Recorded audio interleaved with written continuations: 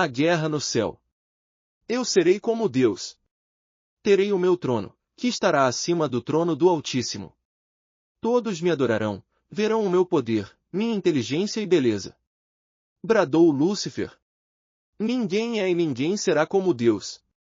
Respondeu Miguel, que carrega em seu próprio nome essa verdade. Quem é como Deus? Para calar a boca insolente daquele que se levantava como arqui-inimigo do Altíssimo, Miguel disse: Viemos executar a sentença do Senhor. Não há mais lugar para você e seus cúmplices neste reino. Deus lhe deu tudo. Você foi o maior de todos os anjos, a criatura mais esplêndida, dotada das maiores bênçãos celestiais.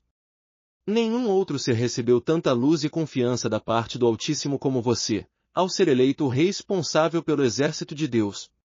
No entanto, o Todo-Poderoso viu quando a iniquidade nasceu em seu coração. Secretamente você a alimentou, cobiçando o poder e a honra que pertencem somente a ele. Você poderia ter desejado seu caráter, a sua justiça, o seu amor, mas, não. Você escolheu abrigar dentro de si a ira, a inveja e a maldade. O Senhor ouviu os seus pensamentos de revolta contra ele. Viu fervilhar a perversidade e sorver, de tal forma, que extravasou para todos os que estavam ao seu redor. O seu comércio, a sua negociação com os anjos, foi a sua segunda traição ao Altíssimo. Eles, que antes assistiam a Deus, vendo em toda a sua glória e majestade nos lugares celestiais, se corromperam como você. Veja!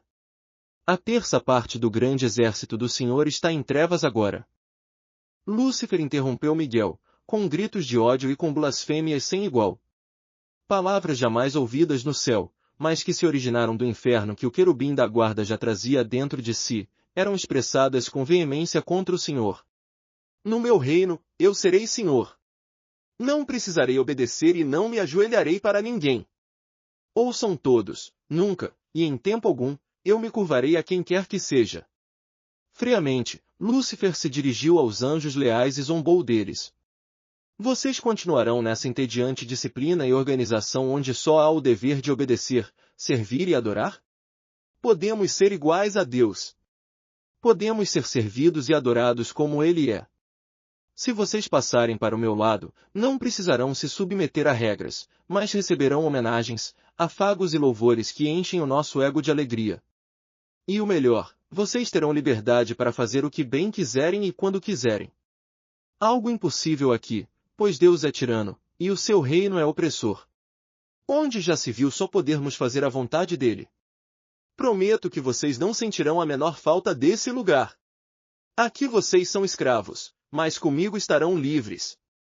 Os anjos maus gritavam em alta voz, concordando com aquele a quem haviam elegido como seu Deus. Lúcifer e Miguel eram anjos da mais alta hierarquia no céu, e suas posições, agora, estavam bem definidas, assim como o lado que os demais anjos escolheram. Nesse acontecimento emblemático, era impossível ficar neutro, ou se decidia por Deus e seu reino, ou por Lúcifer e suas promessas, as quais eram feitas com sutileza, astúcia e habilidade, a fim de enganar e ter o maior número de seres celestiais ao seu lado.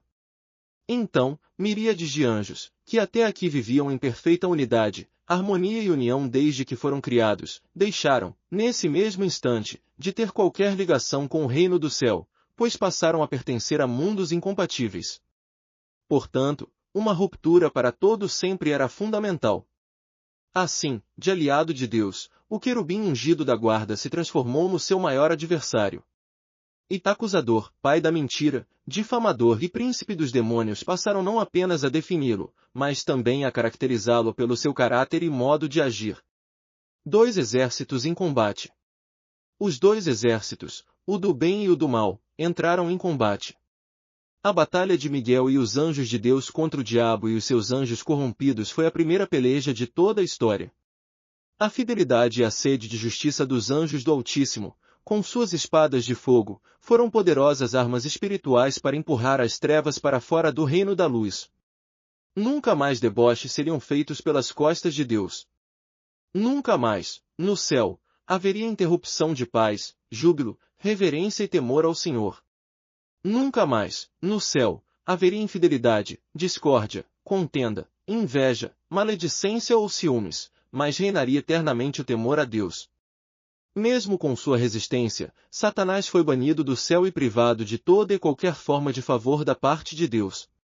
Esse rompimento era final e decisivo, portanto, sem direito à reconciliação e a um futuro retorno. No veredito divino, ficou estabelecido que jamais o diabo voltaria à habitação do Todo-Poderoso ou obteria qualquer tipo de vitória sobre aqueles que andam na justiça do alto. Satanás e seus demônios, anjos caídos, foram, então, lançados à terra, e suas atividades malignas foram transferidas para este pequeno planeta. Esse episódio explica a fúria e o desejo de vingança que Satanás mantém até os dias atuais, e manterá até o fim. Ele sabe que a sua condenação e o seu destino no lago de fogo fazem parte de uma decisão irreversível.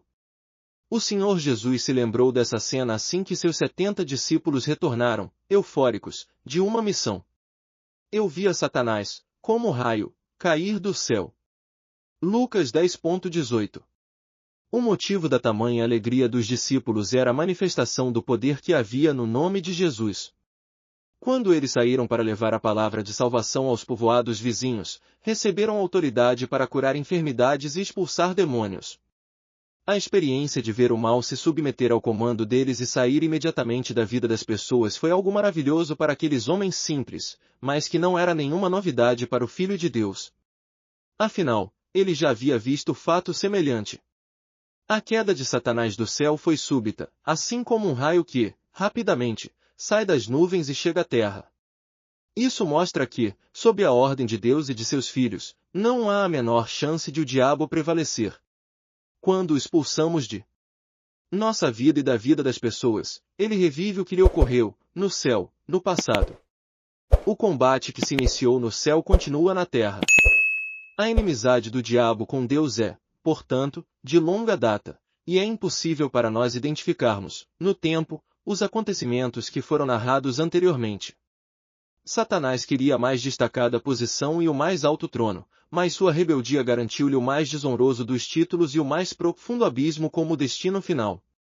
É importante saber disso, pois os contornos da queda e da expulsão do diabo do céu mostram como o Senhor lida com o pecado da rebeldia e do orgulho. Como caíste desde o céu, ó Lúcifer, filho da alva? Como foste cortado por terra, tu que debilitavas as nações? E tu dizias no teu coração, eu subirei ao céu, acima das estrelas de Deus exaltarei o meu trono, e no monte da congregação me assentarei, aos lados do norte. Subirei sobre as alturas das nuvens, e serei semelhante ao Altíssimo. E contudo levado serás ao inferno, ao mais profundo do abismo. Isaías 14 de dezembro de 15. Tu eras o querubim, ungido para cobrir, e te estabeleci, no monte santo de Deus estavas, no meio das pedras afogueadas andavas. Perfeito eras nos teus caminhos, desde o dia em que foste criado. Até que se achou iniquidade em ti. Na multiplicação do teu comércio encheram o teu interior de violência, e pecaste, por isso te lancei. Profanado, do monte de Deus, e te fiz perecer, ó querubim cobridor, do meio das pedras afogueadas. Elevou-se o teu coração por causa da tua formosura, corrompeste a tua sabedoria por causa do teu resplendor, por terra te lancei. Pela multidão das tuas iniquidades, pela injustiça do teu comércio profanaste os teus 18 como vencer suas guerras pela fé.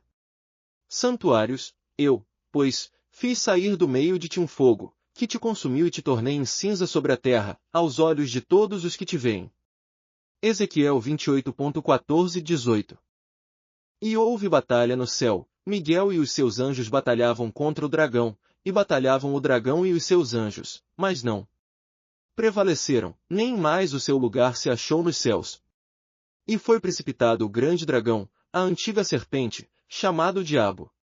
E Satanás, que engana todo o mundo, ele foi precipitado na terra, e os seus anjos foram lançados com ele. Apocalipse 12:7-9. Agora, quanto ao lugar de atuação do diabo, não há dúvida de que é na terra, justamente porque uma guerra continua a ser travada aqui. Satanás é a fonte de todo o mal que vemos no mundo. Embora as pessoas possam ver tanta destruição, muitas duvidam da sua existência e das suas ardilosas ações. Ao ignorar essa realidade, as pessoas se tornam vítimas em potencial de suas armadilhas. O que muita gente desconhece é que o diabo está na terra desde o princípio, como mostra o livro de Gênesis. No princípio criou Deus os céus e a terra. E a terra era sem forma e vazia, e havia trevas sobre a face do abismo, e o Espírito de Deus se movia sobre a face das águas. Gênesis 1.1-2. Essa passagem bíblica mostra Deus como o autor de todas as coisas. Dessa forma, o mundo não surgiu espontaneamente nem é obra do acaso, mas se origina no Criador, que é a fonte de todo o bem, perfeição, justiça, excelência, plenitude e amor. Seus primeiros atos criativos envolvem céus e terra feitos com uma precisão singular, pois sua natureza perfeita não forma nada imperfeito. Por quê, então, vemos, no intervalo entre o versículo 1 e o versículo 2, algo que mostra uma ruptura nessa perfeição divina. Repare que, no segundo verso, os céus continuam perfeitos, mas a terra é vista como desolada, vazia e sem forma, como se tivesse passado por uma grande catástrofe. A escuridão, que é vista sobre a face do abismo, denota que havia desordem e caos na terra, fatores predominantes em Satanás. Essa ação do diabo exigiu do Altíssimo o anúncio que deu origem ao mundo conhecido por nós. Haja luz, e houve luz. Gênesis 1.3. Nada pode ser concebido por Deus e para Deus em meio às trevas, por isso ele dissipa primeiro a escuridão. Essa luz não se trata apenas da claridade, pois este é o primeiro dia da criação, e os luminares foram criados somente no quarto dia. Então, essa luz pode ser compreendida como uma fonte de calor, de energia, pela qual toda a vida vegetal, animal e humana passaria a se desenvolver. Mas, também, pode ser luz no sentido espiritual, ao trazer a sua futura obra, o ser humano, o entendimento sobre todos os seus feitos. Vale mencionar que uma das características da luz é revelar todas as coisas para que nada fique escondido e, assim, possamos andar e agir com segurança. Em contrapartida, a escuridão é opressora, causa medo, esconde perigos e distorce realidades. Por esse motivo, foi dissipada pelo Senhor logo no início da criação. Tudo isso estava sendo feito sob o olhar atento de Satanás que, à espreita, observava cada movimento novo ocorrendo na terra. 20 Como vencer suas guerras pela fé. Ele via quando os decretos de Deus davam origem a milhões de novas coisas. Porém, uma obra sem igual chamou sua atenção: Adão, o primeiro ser humano criado à imagem e semelhança de Deus. Agora, não era mais a palavra do Altíssimo o agente da criação, o próprio Senhor tomou em suas mãos o pó da terra e começou a trabalhar. O Senhor modelava o barro conforme a sua imagem e semelhança, ou seja, ele tomava a si mesmo como modelo na criação daquele novo ser. Adão seria o espelho do seu Criador.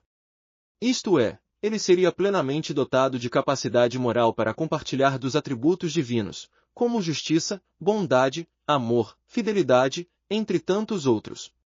Além disso, seria intelectualmente apto para raciocinar, criar, fazer escolhas e decidir. E, socialmente, teria a habilidade de se relacionar e manter comunhão com Deus e com o seu semelhante. Por fim, o diabo ficou atônito quando viu Deus soprar nas narinas daquela pequena criatura o seu próprio fôlego. Agora, o barro se tornou um corpo com alma e espírito, uma composição primorosa como nunca havia sido vista. Satanás se lembrou do dia em que foi criado como anjo de luz, e que era, até então, a mais bela e radiante obra do Altíssimo. Por isso, ficou estarrecido ao ver uma nova criatura sendo feita, a qual o superaria e seria alvo de um amor e dedicação ímpares.